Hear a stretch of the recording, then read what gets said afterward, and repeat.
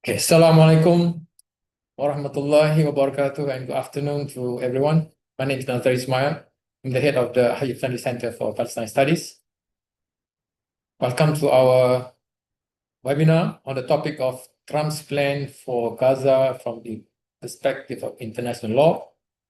And we have with us today Professor Saul Takahashi, who is a visiting professor at the New York University at Abu Dhabi. Expert on international law and especially international humanitarian law, who spent many years in Gaza and also in West Bank, and observed firsthand the brutalities of the Israeli apartheid regimes toward the Palestinians. But for today, we are going to discuss about Trump's plan for Palestine. And as we know, Trump announced his Board of Peace plan, invited a couple of countries to be part of the plan. Some were charged $1 billion or something like that to be a member of the plan. And he then imposed this on the Palestinians. Basically, he didn't invite any Palestinians to be part of that plan. But can you explain to us, Sal, what is the situation of the Board of Peace plan? Is it progressing? The last that I read about was that guy who is supposed to be the head of the Board of Peace, Nikolai. Yes. And he said that Hamas has got to disarm for the peace plan to proceed. Yes. So what is happening to the Board of Peace plan? Well, I wish I could tell you. I wish I had inside information as to what is actually happening. But honestly, it doesn't really seem like that much has happened. And that's probably semi good news. I mean, it's probably one of the only sort of positive aspects about the current situation is that nothing really seems to be moving. Obviously, the situation in Gaza remains very, very dire. Israel continues to launch attacks pretty much every day. They're killing people every day. So the so-called ceasefire doesn't really mean that much. Also, under the current terms of quote unquote ceasefire, aid is supposed to be, flowing into Gaza in an unhindered manner, and of course that's not happening either. A little bit more is going in than during the sort of full scale onslaught of genocide, but certainly not anywhere near what is really needed. So the situation is dire. I mean, I don't mean to underestimate that or make any kind of light of that. But getting back to Trump's so-called Board of Peace and so-called peace plan for Gaza is probably a good thing that nothing seems to be happening because it's so terrible and so dire. I'm an international lawyer, and so I look at things from that perspective. And Trump's plan, I'm not going to call it a peace plan because it's not a peace plan. It's a plan for the colonization and subjugation of the people of Palestine. There's no question about that. But his plan is completely unlawful. His plan basically completely ignores the Palestinian right of self-determination. It belittles self-determination and national liberation of the Palestinians as a mere aspiration. As you mentioned, there's no Palestinian on the Board of Peace. No Palestinian seems to have been consulted in any kind of serious way about the Trump plan. And it's a disaster from start to finish. And we'll talk about the details, I think, today. But it's a disaster from start to finish. So nothing really seems to be happening right now. First of all, because the plan itself is so unrealistic, so ridiculous, and because Trump and his cronies are pretty much incompetent in every way, shape, or form. So nothing really is happening. And, I very much hope that it gets abandoned. But it's still, I'm a former UN guy, as you mentioned, and it's a complete disgrace that the UN Security Council endorsed this plan in November of last year, November 2025, in a Security Council resolution. Not one country, voted against it. The Russians and the Chinese were expected to veto, but they didn't do so. They both sort of gave explanations as why they did it. But none of the other permanent or non-permanent members even voted against it. So this really is a complete disgrace, and it's just another, it's just another nail in the coffin of credibility when it comes to the UN. But we'll talk about it. Sure. Yeah, okay. And before we go, sorry, Yes, sure. you mentioned nothing's happening except for more killings of Palestinians. Yes. Every day, I think almost 900 Palestinians have been I think we are quickly approaching 900, and for sure they show no sign of stopping. I mean, that's not what they want to do. They want to keep on killing. The yellow line, which they have basically unilaterally created, is expanding. And it's basically encroaching even more into Gaza. So right now, I think Israel continues to occupy more than half of Gaza, physically occupy more than half of Gaza. So it's just more and more as international attention is completely focusing on Iran, and rightly so. It's happening. Iran is also terrible, but basically everybody's talking about Iran, and there's a little bit of attention in Lebanon, and the international media and a lot of people have just sort of forgotten from Gaza. It's dropped from view, and so the Israelis are taking this opportunity, like they always do, to create more facts on the ground, to kill more Gazans, and basically to advance their ethnic cleansing agenda. They have an official policy to encourage the quote unquote voluntary migration of residents of Gaza. This is nothing hidden. This is not like something that we all suspect and that we all think is going on, but nobody's really talking about. This is an open policy. They have a government office which is charged with encouraging Gazans to emigrate. So this is, there's nothing hidden about this. Okay. So essentially what's happening now is that crimes against humanity is being committed in Palestine towards the Palestinians, more than 72,000 now since the ceasefire, some more. So almost 74,000, not adding the ones who are killed and still buried under rubble. So this is crime. These are all crimes committed. So by right, people who are responsible for those killings should be arrested and charged and tried for being involved in this crime, right? So in that sense, therefore, so the enablers of the crimes, including Trump, should be charged in court if we have proper international law being practiced. Isn't that so? Yes, that's very much the case, and that's the problem. I mean, there is of course a problem with international law in general, in that it is, there really isn't any kind of serious mechanism to ensure that international law is enforced. If you were to commit a crime in pretty much any country in the world, certainly Malaysia or Japan, you would expect that the police would come after you, or they would investigate you, and if there was reason to be charged, that they'd arrest you and you'd be charged, you'd be put on trial in a court of law. Unfortunately, in international law, that those kind of mechanisms, it's not like they don't exist at all, but they're very, very weak. And we have seen time and time again how they can be manipulated by strong political actors. The Security Council of the UN really this is the only body in the current international system that can really enforce international law. The International Criminal Court has put out arrest warrants on Netanyahu and the former Israeli defense minister. And nothing's happening there also. Yeah, exactly. I mean, nothing is happening because the ICC doesn't have, they don't have a police force. They don't have an army that's going to fly into Tel Aviv and arrest these people. It wasn't set up like that. All signatories, all state parties to the Rome Statute, so the International Criminal Court, they do have the very clear obligation to enforce these arrest warrants. So should Netanyahu, for example, step off a plane, or even his plane lands in the territory of a state party, well, that state party has to arrest him. They have to arrest him and hand him over to the ICC. But I mean, first of all, he's obviously avoided doing that.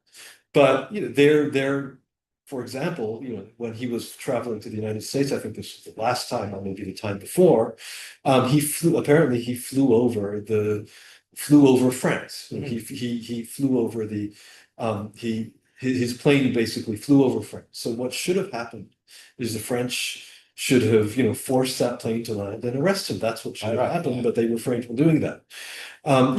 That's the case with the International Criminal Court, and it's the case with all of these things.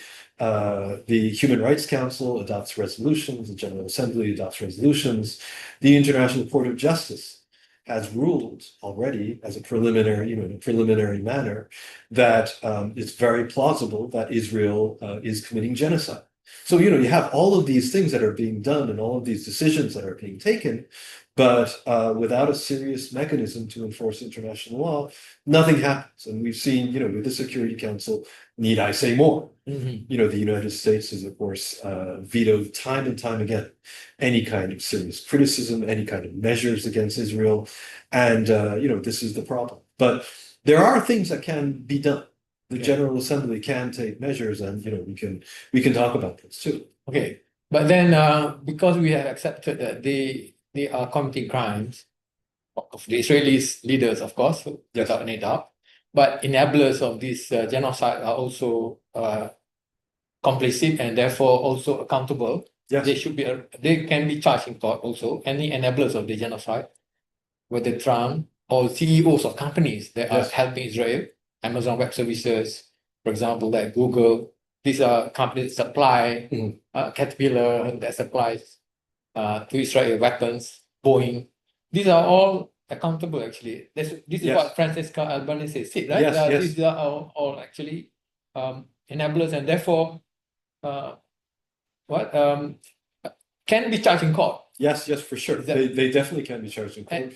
And I want my follow up is that the countries should realize this and therefore should not do business with the company. And in fact, when Trump was welcomed to Malaysia, he said that Trump was actually accountable and should be charged in court. He should not be treated like a normal like a normal head of state, like a normal star, for sure. That's definitely the case.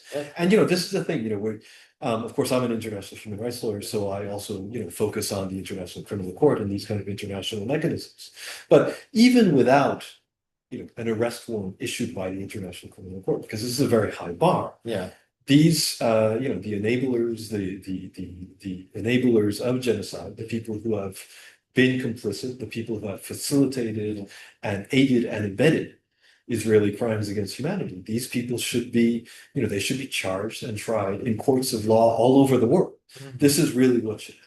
And for sure, that's like you mentioned Trump's visit to, to Malaysia, but that's just one of the many examples where this kind of thing really should be taking place. And look, the General Assembly is also, they've adopted a resolution basically mentioning exactly what you're talking about, companies should not do business with Israel. There should be a complete arms embargo. Francesca Albanese, the special rapporteur on human rights in the OPT in Palestine, she has also called on countries to do this kind of thing. But again, we see this problem with international law. There isn't any enforcement without political will, and that's really the key issue that the current system we have of international law. That's really the main problem.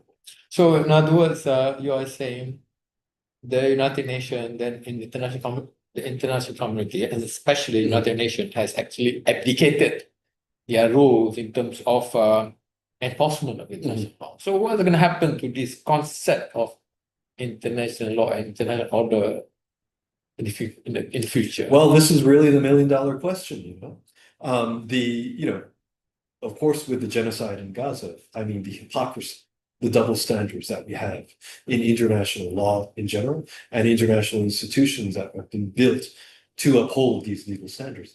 It has just been so overt and so in your face that it's just become undeniable. And I very much believe that the current system really is unsustainable. There's a lot of, one of the things about the UN is that there's a lot of fear to really standing up to the most powerful countries. The US is the obvious example, but it's not just the US. I mean, certainly the permanent 5 members of the Security Council, people sort of tippy-toe around them. People, there's a lot of fear about really taking a strong stance against the violations committed by these countries because of what happened historically, because of the League of Nations and how it collapsed. And people believe that collapse of multilateral institutions was what directly led to World War II. And of course, that's probably, maybe that's the case. But the problem is that the system right now is just completely unsustainable. The system right now was designed so that the most powerful countries, i.e. the permanent 5 members of the Security Council, could basically, they could get out of anything that targeted them, and they could protect any of their allies. So that, this system was never fair. It was never just. But somehow it cobbled along for a number of decades, despite the obvious hypocrisy. But this has just been, first of all, of course, with the Ukraine, but certainly with Gaza, it's proven that the whole thing is just not sustainable anymore. And so maybe what we need is for just the whole system to break down and just to sort of rebuild something from scratch. That's what I'm saying. Okay, so in the meantime, countries and communities, their recourse to protect them against injustice, against what's happening, like what's happening in Gaza now, their recourse, they can't rely on international law or international institutions. They will have to defend themselves with whatever means they have. Therefore, if the Palestinians in Gaza say, no, we are not going to disarm, we are going to fight to the last of our breath, and that's the only choice we have, you can't blame them, really, right? Yeah, well, there's no question about that. I mean, disarming for the Palestinians would be national suicide. There's no question that it's outrageous to demand that kind of thing. And this is, getting back to the board of peace, so-called board of peace and this Trump plan. This is, just one of the many fundamental problems with this. And if you really read through the plan, this is not necessarily what it says, but basically what Trump and the people around him are saying is that until and unless Hamas completely throws away their weapons, they throw up their arms in the air and cry uncle, then nothing is going to happen. No steps towards reconstruction or redevelopment are going to be taken. It's not what it says in the plan, but that's basically what's happening. So they are basically demanding that, demanding national suicide before they even lift a finger to help the people of Gaza and to provide them what they need. And this is completely unacceptable. It's against international law, not to mention any kind of semblance of morality. So yes, in terms of Gaza, that's definitely the case. In terms of the international order in general, yeah, I mean, it's as we see with Iran, as we see with Venezuela. We really are now in the time of monsters. I'm paraphrasing, the Italian philosopher Gramsci, and I'm not the first guy to do this. You see this all the time now. But we are in the time of monsters. The international order has fallen apart. The new order has not yet taken shape, and we have these evil people, prancing around, committing aggression left and right, completely flouting any kind of semblance of legal norms, and openly just doing whatever they want. So this is really the time of monsters, and it's completely understandable that a lot of countries are scrambling to see how they can defend themselves. But this kind of arms race is not going to end well. I think I do believe that this is what's going to take us to another disaster. And this is when you look at how it's being framed, for example, in Europe and also in Japan, and being framed certainly by the international media in many quarters. So okay, we cannot rely on the Americans anymore. Okay, so that means that we're going to have to protect ourselves. That means that we have to cut all our welfare systems and triple the defense budget, because this is the only way. And look, this kind of arms race it's not going to end well. There are other ways of protecting yourselves besides just buying more arms and developing more missiles and trying to develop nuclear weapons. This is not the right approach. I think building a much stronger multilateral system, building and strengthening diplomacy is going to be much more effective in the mid to long term. And it's, it's problematic that this is how things are being pitched. Look at Trump. We can't rely. Look at this is the time of months. Look at the Israelis doing what they want. Look at the Americans doing what they want. So we're going to have to, maybe we should develop nuclear weapons too. Maybe we should develop more missiles, we should make our own fighter planes. Besides being futile, because the Americans are so far ahead in terms of military might and the Chinese, it's just, this is not the right approach. It's not gonna. Okay, I appreciate that point. Okay. We see now in the US an increasing hatred for Israel. 80%, maybe more than that, among the young people, 19 to 25, are no longer supporting Israel, especially among the Democrats, also among the Republicans now. So I see that the coming years is going to be problematic, and Zionism is going to end.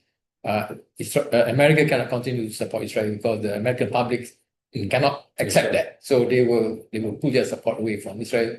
And I can see the scenario, whether you agree or not, that eventually the project of settler colonialism in Palestine by the Zionists is going to fail.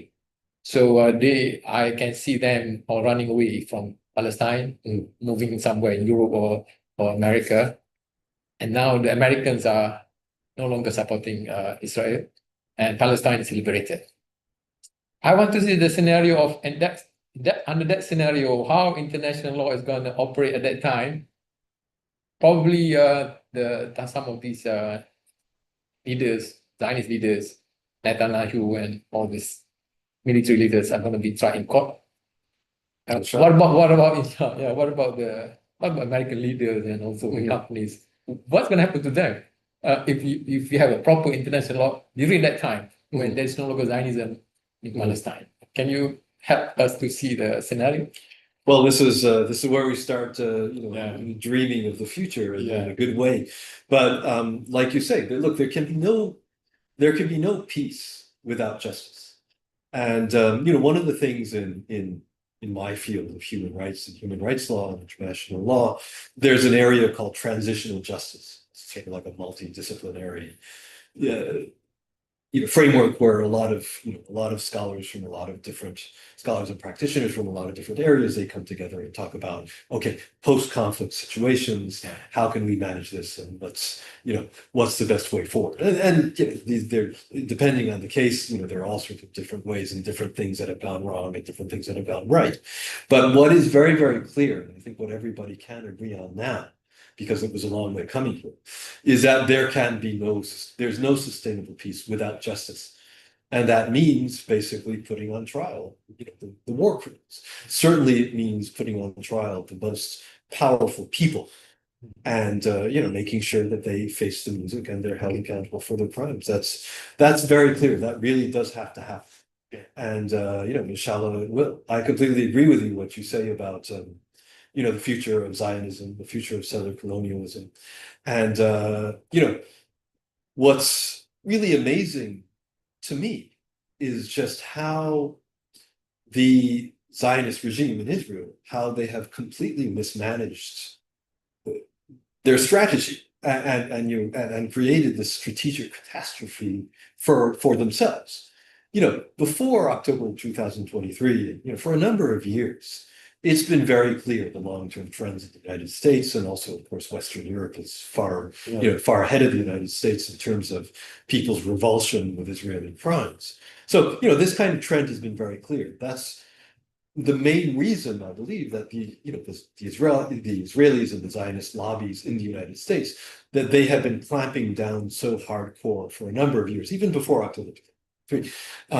They have been clamping down very severely on university campuses in the United States and in the UK and Europe to a lesser extent, because they see this is the generation of the future, and they see that they have been losing the battle.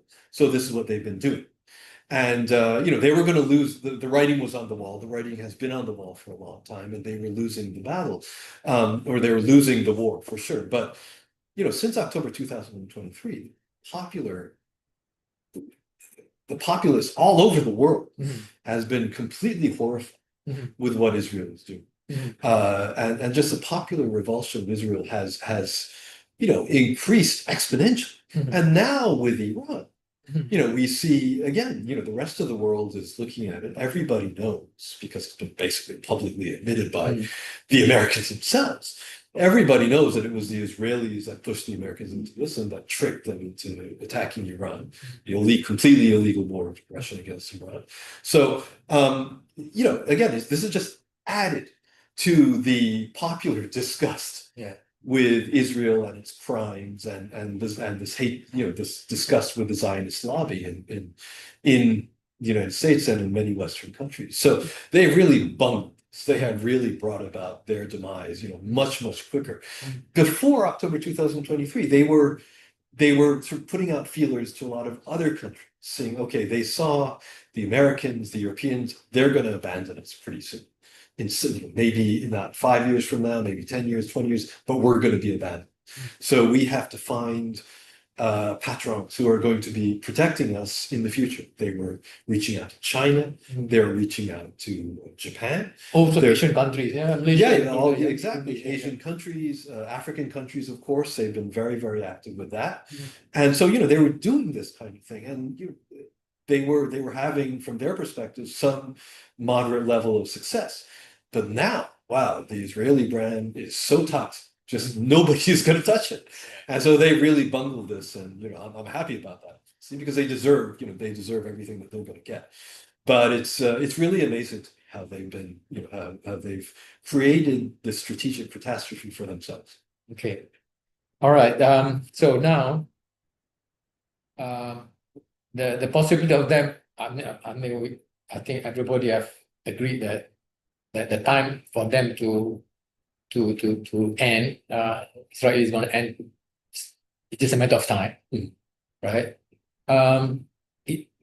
Based on what happened in South Africa before, where apartheid was ended in 1990, right? Yeah. So what's going to happen? Is the scenario that took place in South Africa going to be the same, I think, in Palestine in terms of the operation of international law towards people who were committing crimes at that time? Well, it's interesting you should ask that because transitional justice, many people in this field that I was mentioning, TJ, transitional justice, they were first looking at the amnesty commissions, I think they were called, and truth commissions, in South Africa as a model, not so much for Palestine, but just in general. But, it was very quickly, people started realizing, look, there were a lot of things that did not work with this. Okay. And the big thing being, in terms of the truth commissions, is that people were basically provided amnesty for confessions. So people who were not repenting in any way, shape, or form, they would just show up and say, yeah, I did this, I did that, I tortured people. Okay, can I go now? And, this was a big problem. And that, in fact, that is one of the examples that now experts point to when they say, look, there can be no real peace without justice, because look at South Africa. There's peace in terms of, people shooting each other, that kind of thing is not taking place. But there is, this was just not the right model. This didn't work right. And when we look at South Africa, of course, it's also an example of how the transition from apartheid did not necessarily end with the outcome that we hoped for the people who were persecuted under apartheid. Because yes, now obviously the African population of South Africa, they have much more rights, and they're, in theory, they're equal. But the economic disparity remains very, very severe. In fact, it's not even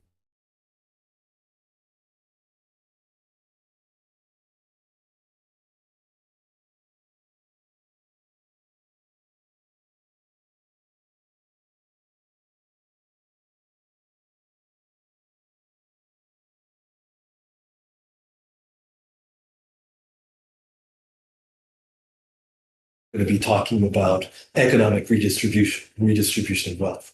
So basically what I'm saying is, when we look at Palestine, we have to be looking at those kind of factors as well.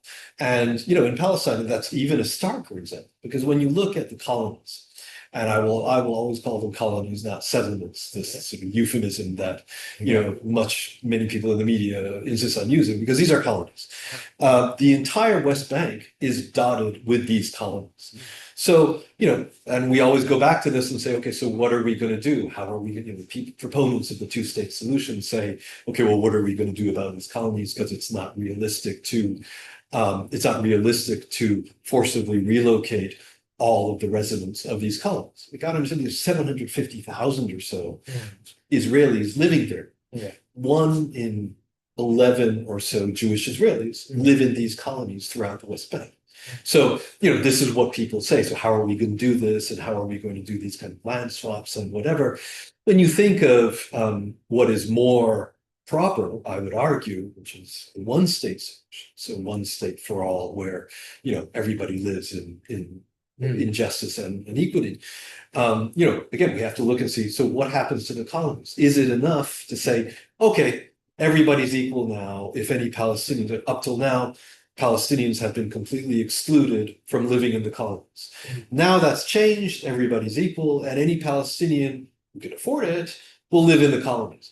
No, this is not what should happen. First of all of these colonies have been created on stolen Palestinian land. So that has to be taken into account. Okay. And the other thing that has to be taken into account is, how many Palestinians are going to be able to afford, this kind of level of housing? Not so many. So, these are the kind of issues that really need to be addressed if there's going to be a sustainable peace. Okay. All right. So the picture is very hopeful, but at the same quite murky. Yes. As far as international law is concerned. Thank you very much, Saul, for helping us to understand what has happened.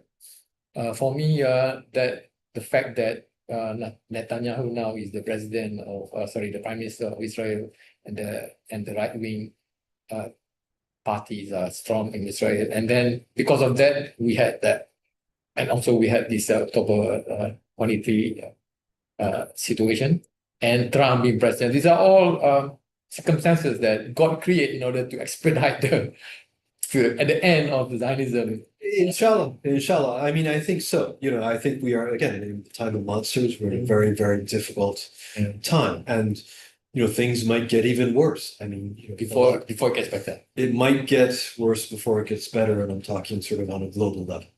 Yeah. But for sure, inshallah, justice will triumph. And like you say, I mean, these horrible monsters that are in power, in many countries, their time to fall will come for sure. Inshallah. Okay, thank you very much, Saul. Thanks very much. Thank you very much, our audience, for staying with us. Bye bye. See you